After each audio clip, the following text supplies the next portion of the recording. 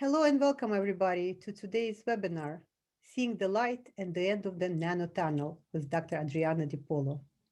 My name is Elena Sturman. I am the President and CEO of the Glaucoma Foundation. Since our founding in 1984, the Glaucoma Foundation has worked to encourage and support basic and applied research in glaucoma with the goal of preserving and restoring vision. Our board of directors and scientific and medical advisory boards are dedicated to identifying the most promising avenues for research. Our annual think tank brings together scientists from around the globe and from different fields to work on the problem of glaucoma. The Glaucoma Foundation has provided millions of dollars in seed money for innovative projects, and we're continuing to create a space for scientists to think and to gather the data they need to pursue major grants from entities such as NIH and NEI. Above all, the Glaucoma Foundation is dedicated to improving the lives of people with glaucoma. We strive to be a valuable resource for education and support of patients and caregivers. You will find a wealth of information on our website about glaucoma, its diagnosis and treatments, and the research that we support.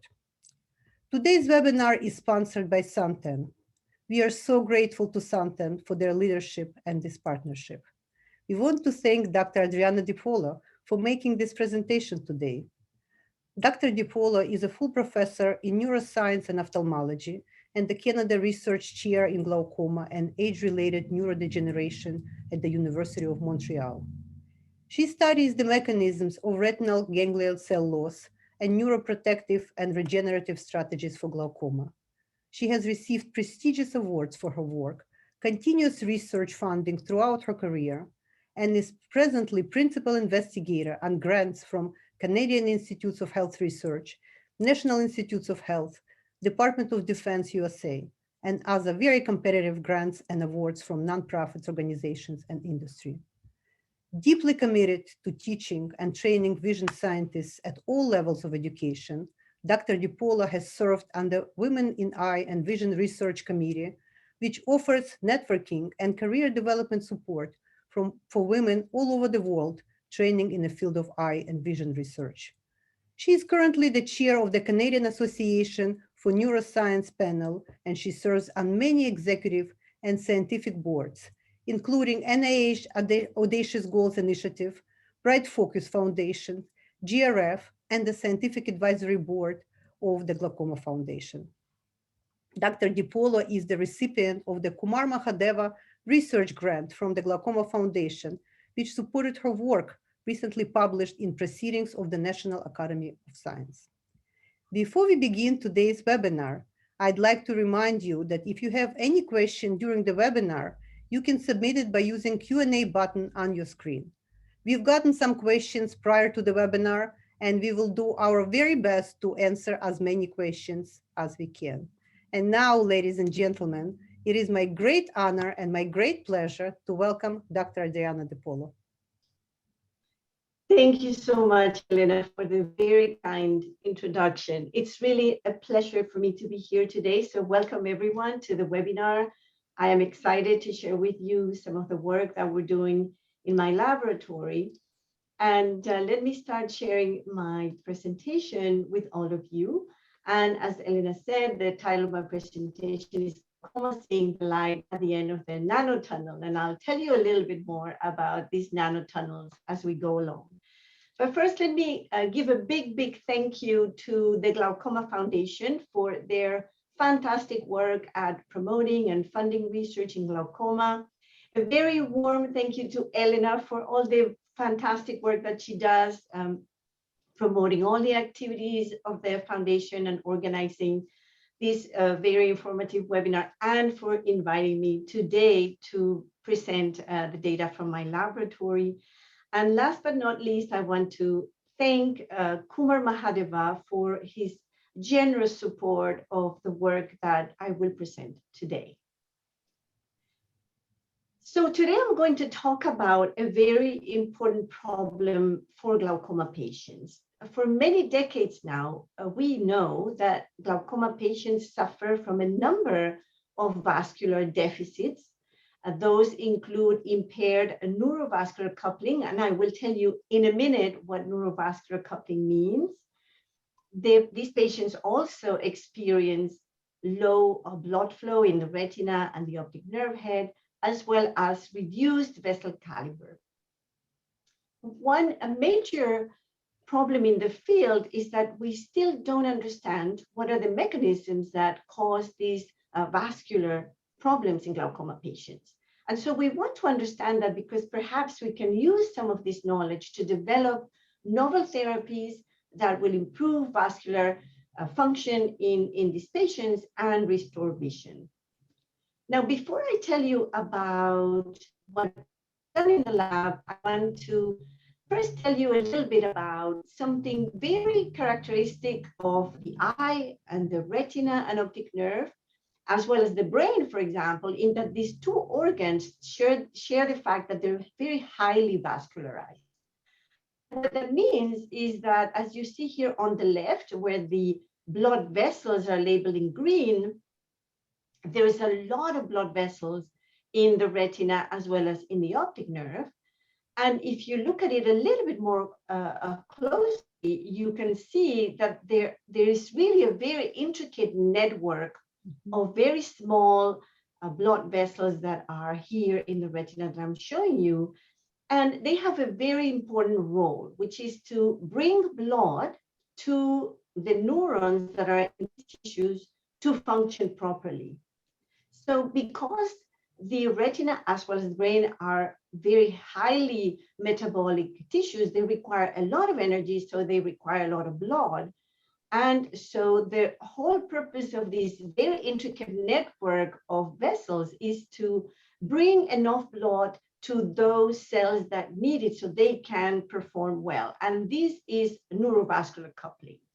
It's called this process whereby the amount of blood is matched to the metabolic requirement of the neurons in these tissues. And I'm going to show you some examples of neurovascular coupling in the retina and what happens in glaucoma. When you look at this blood vessel network in more detail and at higher magnification, as if you could zoom in this tissue, what you find is that there are some vessels that are a little larger than others. So those that have a larger caliber are called arterioles. And the ones that have a much thinner diameter are called capillaries, as those shown here in green, blue, red, and yellow. Those are just different examples of capillaries. And those are one of the most important vessels in any organ, because that's where most of the oxygen and nutrient exchange takes place. So capillaries are the thinnest vessels, but are probably the most important ones. And so what we've done in my laboratory to understand how neurovascular coupling and blood regulation in glaucoma is altered is we look at the anatomical basis of neurovascular coupling, which is called the neurovascular unit. Now, this is a community of cells that interact with each other and also live in very close proximity to each other. So a little bit like a neighborhood of cells where you have many different cell types. You have the retinal ganglion cells shown here in green. And importantly, these are the neurons that die in glaucoma. So when these neurons die, that's when there is vision loss in glaucoma. There's also, as part of this community of cells, the astrocytes, which are shown here in blue. These are glial cells that act as supportive cells for neurons. Then we have the endothelial cells, the ones that form the capillaries, because the capillaries are vessels that are entirely formed by endothelial cells. And then here in red, we have a very specialized type of cell known as pericyte. Now, pericyte is perhaps a cell type that you have not heard of before, but it is a very fascinating and important cell for the regulation of blood flow in the retina and the optic nerve. And the rest of my talk really is going to be dedicated to what the research that we have done to understand the role of pericytes. So one important thing about pericytes is that pericytes they wrap around capillaries, those thinnest vessels that I was talking about. So in this cartoon to the left, you can see the capillary in red and the pericytes in green. And you can see this is the cell body of the pericyte, so the bumpy shape. And you see that they have arms that they're kind of embracing the capillary, right? They look like they're really tightly tied around the, wrapped around the capillaries. If we take a look at the electron micrograph of these capillary and a pericyte, you can see this is very, very high magnification. The pericytes here in yellow-green, they're wrapped around the capillary shown here in orange, and you again can see these very, very thin arms that are literally hugging the capillary. Now, because pericytes are contractile cells, they can contract and relax, depending on the situation that they're exposed to. They have the ability to change the diameter of the capillary and also change the passage of blood through this capillary in response to the metabolic demand of the cells around them. So they play a really important role regulating blood flow in the brain, and as I'm going to show you, also in the retina. So what we have done in the past few years, and with the support of the Glaucoma Foundation, is we have developed a microscopy technique that is called two-photon microscopy. The name is not very important, but what is important is that this technique allows us to visualize pericytes, which are shown here in red, and the capillaries, which are shown in green, in living mice, in the living retina. So we can just anesthetize the mice and then look at the retinas as the events are unfolding in front of our eyes. And this is the beautiful work of two very hardworking individuals in my laboratory, Luis Alarcon Martinez, a postdoctoral fellow, and Debbie Villafranca Bauman, who is now a PhD student in the lab.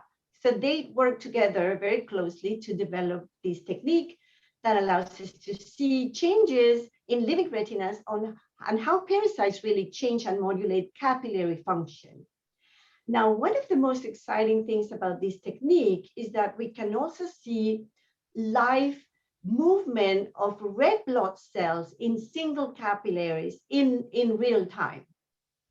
So here on the left, on the bottom left, you can see a video of a single capillary, so this very thin vessel, and inside you can see shadows moving. Well, those are red blood cells that are moving along the capillary, and then we can very accurately put a probe and we can quantify the number of red blood cells that move along this capillary to have a measurement of single capillary blood flow.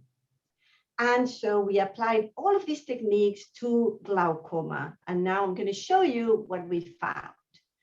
The first thing that Luis and Debbie did is they wanted to see what happened in conditions of high intraocular pressure. So as you probably all know, high intraocular pressure is the most important risk factor for developing glaucoma. And so we use a mouse model in the laboratory where we can induce high intraocular pressure and then examine what happens with the pericyte shown here in red and the capillaries. In this particular experiment, what Luis and Debbie did is they measured the capillary diameter. This is important because, as you saw in the previous slide, red blood cells are moving along this capillary, and if the diameter is very small, they won't be able to move along the capillary anymore. So the first thing they found, which was very interesting, is that when there's ocular hypertension, and this is abbreviated as OHT, as you see here, you might see these abbreviation throughout my talk, OHT. It just means ocular hypertension or elevated intraocular pressure. So in those conditions of glaucomatous damage, they saw a decrease, very rapid decrease in diameter of the capillaries that they measured in these mice that were subjected to glaucoma. You can see here the bar in blue is the control that has no glaucoma. Green is at 2 weeks after glaucoma induction, and red is 3 weeks after glaucoma induction. So you can see the diameter decreases proportionally to the exposure to high intraocular pressure. And this decrease in capillary diameter correlated very nicely with a reduction as well in the blood flow that was available in these retinas that we studied. So you can see here again that relative to the non-glaucomatous, so the sham or control that we use that doesn't have glaucoma, shown here in blue, the animals that were subjected to glaucoma have diminished blood flow. And I'm going to show you now a video. This is from live imaging. And you will see here's the pericyte injection also with the arrow here. And you're going to see in this capillary where the pericyte is sitting on, you'll see the red blood cells moving. They're going to appear as shadows, as I showed before. And then you're going to see what happens in glaucoma. So you see here, the red blood cells are moving this very fast because they go very fast. And then suddenly we see these stopping of the blood flow at the level of the pericytes, and the probability of these type of events happening in glaucoma increases dramatically with high intraocular pressure. It's similar to having a kink in a hose at some point when you're like working in your garden trying to water the plants, and there's a kink in the hose, and then you don't get any more water to water the plants. Where similarly, when you get this contraction of the pericyte, it blocks blood flow, and there's no more passage of red blood cells along these capillaries, which limits the blood flow for the neurons, which need to have this oxygen to function. Now, going back to neurovascular coupling, remember that I mentioned it's a community of cells, and that the whole purpose of neurovascular coupling is that the system can provide enough blood to the neurons when they need it.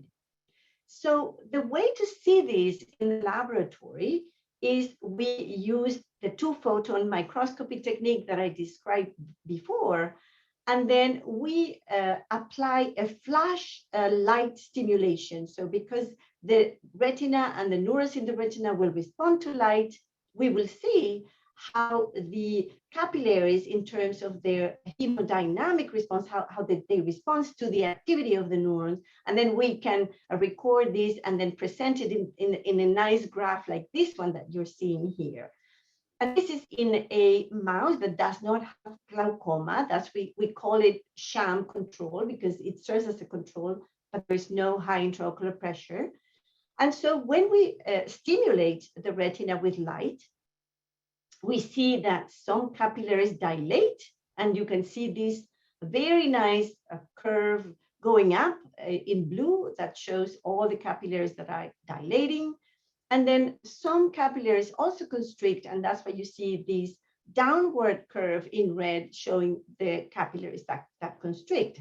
Now, this is a normal response, and it makes sense because when you have to redistribute blood within the retina, some capillaries will dilate to allow more passage of blood, while others will constrict because less blood is needed in those areas.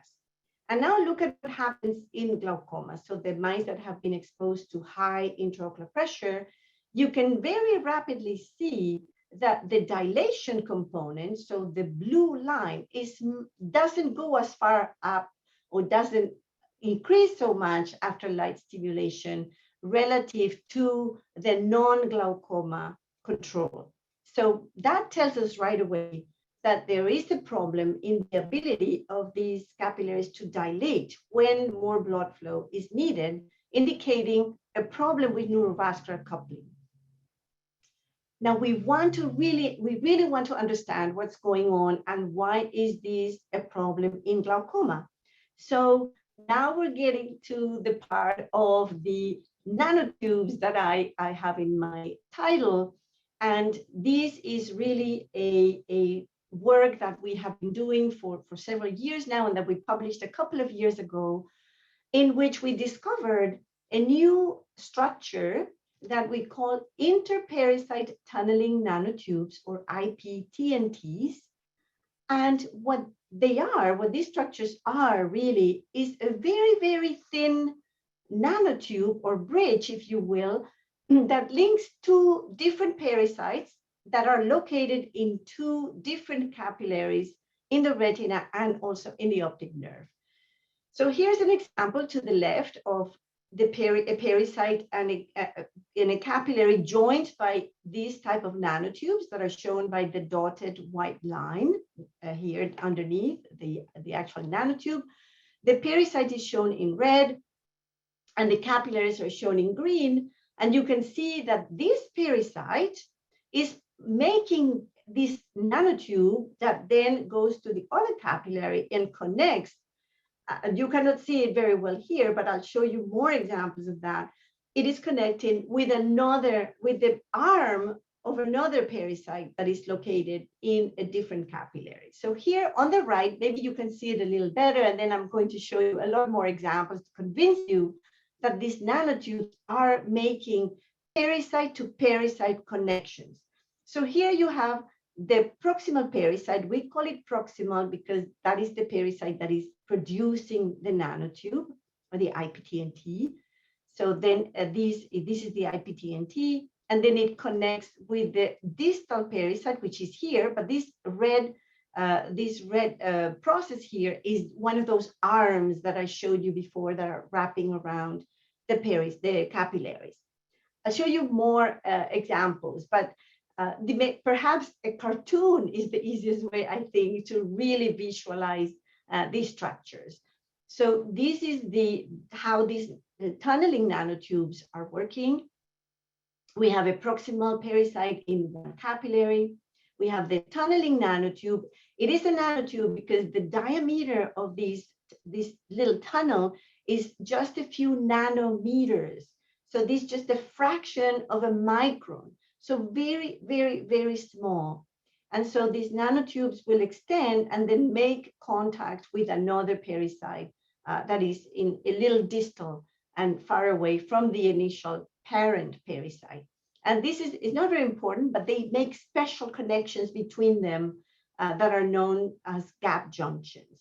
And so some things move across these nanotubes and they communicate with each other. So this was very interesting to us because these provide a link between pericytes that might regulate neurovascular coupling. So the way we continue to characterize was go even further and do electron microscopy. When you look at the image in the left, that is an image that comes from the electron microscope. Of course, the colors that you see here is something that we put later to be able to identify the different structures, but it's very difficult to understand. So to better understand that structure, we made this video to the right, where we reconstructed in 3 dimensions the pericyte and the tunneling nanotube. And now you're going to see in 3 dimensions how it looks like. The proximal pericyte is in pink here, and the yellow shows the IPTNT, which will extend all the way to a different capillary in green, and the distal pericyte process is shown in red. So you can see that these are really communicating with each other. But how did we figure out what they're doing? Okay, so we did a very difficult experiment. Well, Luis and David did a very difficult experiment that required many, many controls where they thought, okay, the best way to find out what these nanotubes are doing is to destroy them very selectively. So they used laser from the microscope that I was talking about to ablate these tunneling nanotubes. It's very, very short stimulus. It's 1 second laser, but they can destroy very specifically that tunneling nanotube. And then see what happens with that response I showed you before about that shows neurovascular coupling. So going back to that experiment I was talking about today about neurovascular coupling, this is the response that we saw before when you flashed some light into the eye of the little mouse, that you saw some dilation in blue and constriction in red. That's before Luis and Debbie ablated or destroyed this tunneling nanotube. And now look at what happens when they selectively destroyed this nanotube. They completely obliterated the ability of the system to have this very dynamic response where some capillaries dilate and others constrict. So all of that is completely destroyed.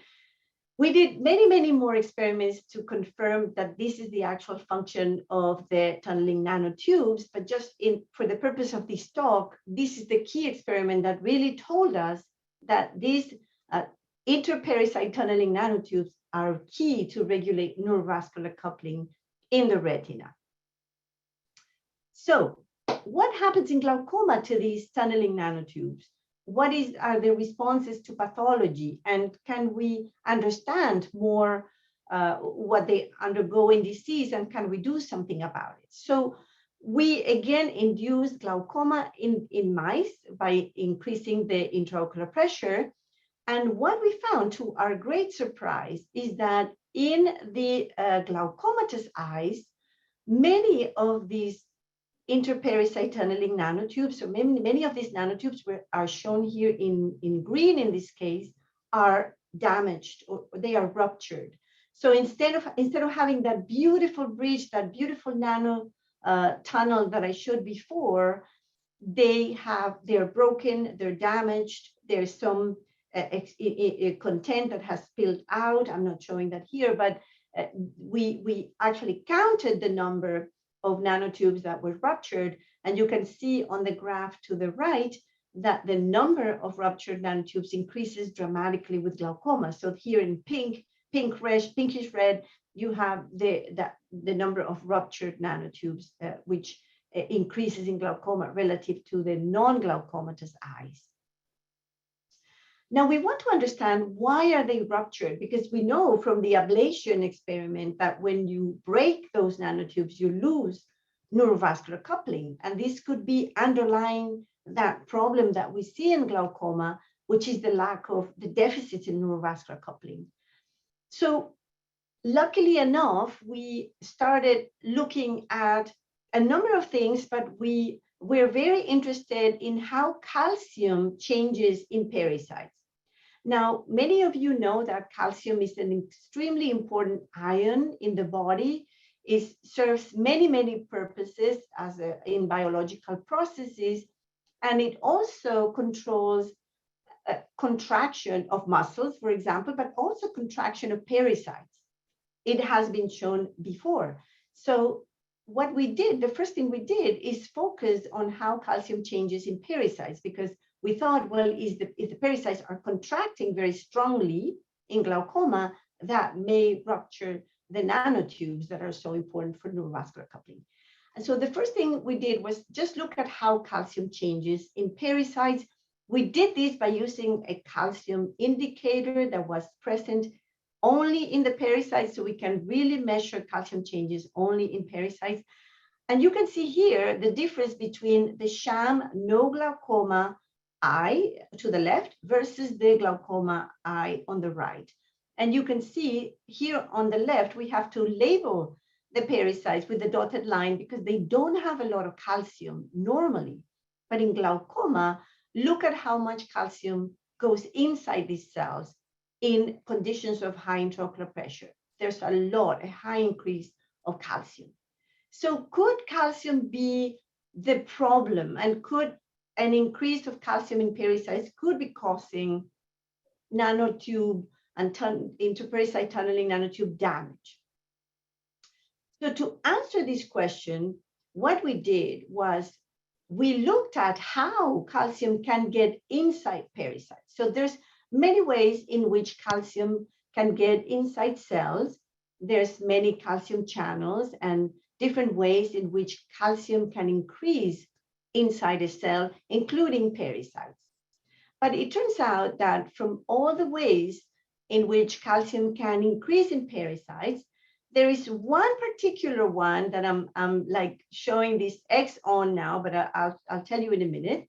That is this type of calcium channel called, it's an L-type voltage regulated calcium channel. Don't worry too much about the name. It's just a calcium channel that allows very rapid influx of calcium inside the pericyte, and it's very abundantly expressed in these cells.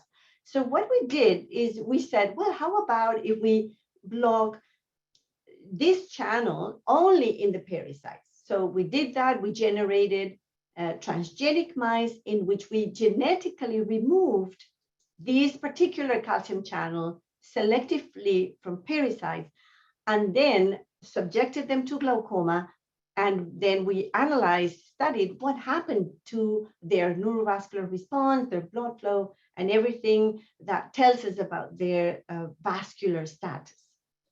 So the first thing that we saw, which was very exciting, is that the number of pericytes or nanotubes that were ruptured in glaucoma did not increase in the mice that did not have this calcium channel, meaning that this calcium channel or entry of calcium through this calcium channel is a key cause of nanotube rupture in glaucoma. But more importantly, when we measure the light-evoked vascular responses, so again, this is the experiment in which we provide a light stimulus, and then we measure, in this case, the capillaries that are dilating. I'm not showing the ones that are constricting here, I'm only showing the ones that are dilating because those are the ones that are more affected in glaucoma. You can see that both the eyes that don't have glaucoma and the ones that have glaucoma have a very nice dilation of capillaries. The non-glaucomatous eyes is shown in orange and the glaucoma eyes are shown in green. And you can see that they both follow this really nice curve where all the capillaries dilate in response to light, meaning they're functioning well, they're providing blood to the neurons that are responding to this light stimulation, and so there is good neurovascular response. And in addition, if you look at the graph on the right, we did not see a reduction in blood flow in these glaucomatous retinas. Remember in the previous slides, I showed you there was a reduction in blood flow in glaucoma. Well, in these mice that don't have that calcium channel, the blood flow is the same between eyes that have glaucoma and eyes that don't have glaucoma. So in other words, removing this calcium channel recovered neurovascular response and blood flow. And another piece of data that is very exciting is that we wanted to see whether these changes protected retinal ganglion cells. So as I said before, retinal ganglion cells are the neurons that die in glaucoma. Here are retinas showing the ganglion cells. So each of these little balls that you see here are individual retinal ganglion cells, a very important member of the neurovascular community. And you can see in sham and glaucomatous retinas, the number of retinal ganglion cells is the same, meaning that when there was no calcium influx into pericytes and there was good neurovascular coupling that contributed to the survival of these neurons in glaucoma, whereas a control mouse that had the calcium channel, so we did not block calcium influx in this situation, in that case, there we see a death of retinal ganglion cells. Just to summarize this slide, what we found is that when we protect nanotubes by removing that calcium channel, there is no onset of retinal ganglion cell death as far as we have seen so far. We are still looking at very early stages of the disease. However, when we look at the same time in control mice that have the calcium channel, there we see retinal ganglion cell death. So the protection of nanotubes and restoration of neurovascular coupling seems to have a neuroprotective effect in this glaucoma model. So just to summarize all of that I have told you so far, so we have tunneling nanotubes. This is, of course, a network of capillaries and nanotubes. You can see the very thin processes here, but they've been pseudo-colored. They are not these psychedelic colors, of course, in real life, but I'm pseudo-coloring them so that you can see the individual pericytes and their processes. And as I showed, they're very important for the regulation of local blood flow and neurovascular coupling. And when there is high calcium influx into these pericytes, then we see the rupture of the tunneling nanotubes, the dysregulation of neurovascular coupling and cell death. So all of these suggests that we can then, as a take-home message from all of these data, we can say that strategies that protect those inter-pericyte tunneling nanotubes have the potential to improve vascular health in glaucoma and also potentially the restoration of vision in conditions of high intraocular pressure. So now we are very excited about studying what are the mechanisms, because we still don't understand exactly. So we know the calcium goes through the calcium channel, but we don't know where the source of the calcium is and how this calcium is regulated. So further understanding how these mechanisms are regulated will give us new targets and potentially new ways to restore neurovascular coupling and promote neuroprotection in glaucoma. So last but not least, I want to thank everybody in my laboratory. This is a fantastic group of people. I mentioned that the two the people that have contributed to this work more importantly were and Luisa Alarcón Martinez, shown here, and Debbie Villafranca. I also want to thank my collaborators at the University of Montreal and McGill University and the Glaucoma Foundation, of course, for their tremendous support funding this work, and other funding entities or agencies that contribute to what we do every day in my laboratory.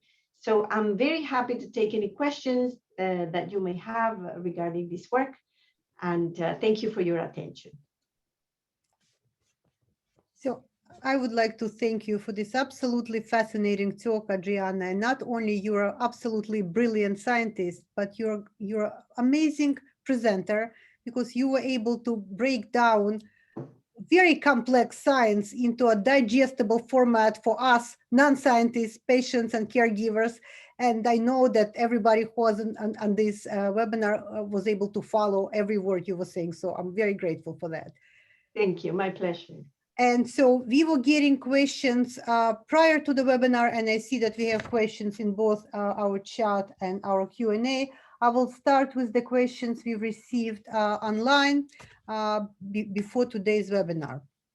So the first question is, I have both glaucoma and macular degeneration. Would your research be applicable in my case and to vision loss in general? Yes. So I can say that the work on the tunneling nanotubes would be applicable to glaucoma for sure, because we know there's neurovascular dysfunction in glaucoma. Regarding the processes that take place in macular degeneration, they're slightly different in the sense that most of the vascular problems that are seen in patients with macular degeneration are related to angiogenesis and neovascularization, which is slightly different from the neurovascular component. So I think that to treat both conditions, we would have to have an anti-angiogenic therapy, so anti-neovascularization, to control the abnormal vessel growth, and at the same time have therapies that could restore neurovascular coupling for glaucoma. There are different mechanisms, but there's a way in which our work could contribute and complement treatments currently available for macular degeneration. Thank you very much. Next question, also from our online audience prior to the webinar. Are malfunctioning pericytes possibly causing wet macular degeneration? Yes, I don't think so, because in the just to make it a simple answer, I think that the problems that we see with macular degeneration, which are neovascularization and leaky vessels, are perhaps not related to the type of neurovascular dysfunction that we see in glaucoma. Now, having said that, I would not exclude the potential role of pericytes, because pericytes are known to regulate also blood retinal barrier and vascular leakage. So it is possible, as with diabetic retinopathy, for example, where pericytes, the loss of pericytes are very much at the heart, at the core of that disease, of diabetic retinopathy, because then these retinas become more leaky, there's vascular leakage and loss of blood retinal barrier integrity. Perhaps something similar could be also happening for macular degeneration. But I think more research will be required to establish exactly how. Very good question. Thank you very much. So the questions keep popping up. I want to say that we'll try our best to answer as many as possible, but please bear with us. We won't be able to probably get to all of them because we have, as of now, we have 17 unanswered questions. So let's start. Now it's questions from the chat. When do you expect that your results could be available for open-angle glaucoma patients? Yes. So I think this is a really good question, and I always try to think about these in terms of their translatability. We are still doing some work in the laboratory to try to find ways where we can shut down the calcium channels in pericytes. So the experiments that we have done so far involve genetically removing the calcium channel from mice so that we can avoid this calcium entry. But now we're working on ways where we could use gene therapy, for example, an adeno-associated virus that targets selectively pericytes to block the calcium channel in these cells. And that could have a real potential, translational potential for potentially for glaucoma patients. I think a little bit more, substantially more work is needed, but I think we're moving in the right direction towards that possibility in the future. Thank you so much. Next question. What if the TNT connects to a good cell, connects a good cell to a diseased cell and try to help it reverse a diseased phenotype? Oh, that's fantastic. That's a fantastic question. Yes, that would be a tremendous way to take advantage of these connections and the tunneling nanotubes and try to influence the disease cells, as you very well mentioned in this question. We don't really understand exactly or have ways to identify disease cells from healthy ones yet. We are just seeing a global increase in calcium in the pericytes, but you are absolutely right that there could be cells that are more resistant to this type of damage, so they could be exploited potentially to influence all those that are responding with the, in a diseased manner. So this is a really interesting approach that we are thinking about in the lab. We just have to find ways to identify the disease cell from the healthy cell and then manipulate the system to our advantage. Thank you very much. There is a question from live audience to please explain the neuro part of the neurovascular coupling once more. Yes, absolutely, no problem. So the neural part of the neurovascular coupling story is really the retinal ganglion cells. So the retinal ganglion cells are the neurons that die in glaucoma. These neurons are very metabolically very active. They require a lot of energy, a lot of oxygen. So when they are active, they need that blood supply. They need to have enough oxygen and nutrients delivered by the capillaries and the blood flow, of course, through the capillaries. So what happens in neurovascular dysfunction is that what I showed is that when we stimulate the system with light, for example, which is the way that the retina is able to process visual stimuli, there is no good, the response of the capillaries is not optimal, meaning these neurons, the retinal ganglion cells, which are the neuronal component, they're not getting enough blood supply to function as they should. And in fact, we have some data, very interesting data. I didn't have time to show it today, but we have been able to track in time the same capillary and the neuron that is supplied by this capillary in time. And we find that when blood flow is compromised in that capillary, that neuron cannot respond appropriately to light stimulation. So that is the neuronal component in this process. The retinal ganglion cells not being able to get enough oxygen and, of course, energy derived from oxidative phosphorylation from mitochondria, nutrients, etc. I hope that was clear. Sorry, it's too long an answer, but I hope it's clear. Thank you very much. Next question is actually, I've heard it before from many glaucoma patients. Should glaucoma patients restrict calcium in their diet and not take calcium supplements? No.